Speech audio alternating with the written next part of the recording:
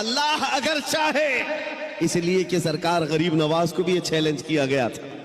آپ کو ایک پجاری نے کہا تھا، وہ آگ جلائے بیٹھا تھا، غریب نواز نے کہا کہ ذرا اس میں ہاتھ ڈال دو، جس کی عبادت کرتے ہو یہ تو تمہارا خدا ہے۔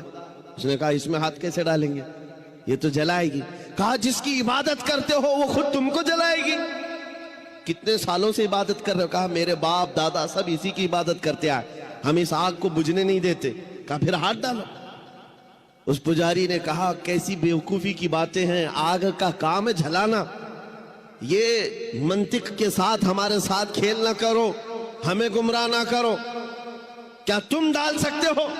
سرکار غریب نواز نے کہا میں تو اس کی عبادت نہیں کرتا، لیکن جس کی پیدا کی ہوئی ہے اس کی عبادت کرتا ہوں، آگ کا مالک اللہ ہے۔ تو اس نے کہا تو چلو ٹھیک ہے، تم ہی ڈال دو، تم ہی ڈال دو۔ سرکار غریب نواز نے ہاتھ نہیں ڈالا، بہت بڑی آگ لگی ہوئی تھی، بڑی آگ ہے جس کی پوجا ہو رہی تھی۔ اس پنڈت کی گود میں ایک چھوٹا سا بچہ تھا، سال بھر کا، 1.5 سال کا۔ اس کی گود سے بچے کو لے لیا اور آگ میں چلے گئے، اندر چلے گئے۔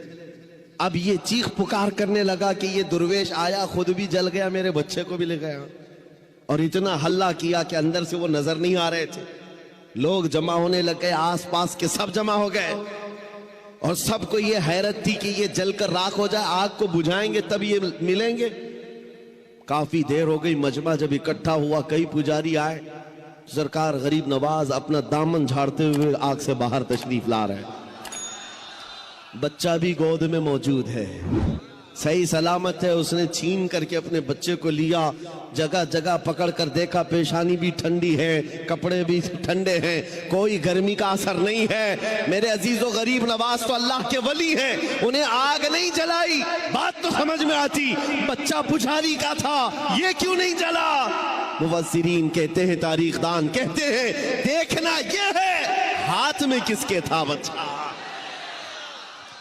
اسی لیے ہم کہتے ہیں خواجہ کا دامن، غوث کا دامن، ارے جہاں ہاتھ لگ جائے اس پر آگ نہیں لگتی۔ میں آپ سے یہ بات کر رہا ہوں، ہم سے بھی کہا گیا تھا یہ کیسی باتیں ہیں، بڑے بڑے دعوے ہیں۔ ہم نے یہی کہا ہمارا دعویٰ نہیں ہے، یہ رسول اللہ کی عزت کی بات ہے، یہ نبی پاک کی حرمت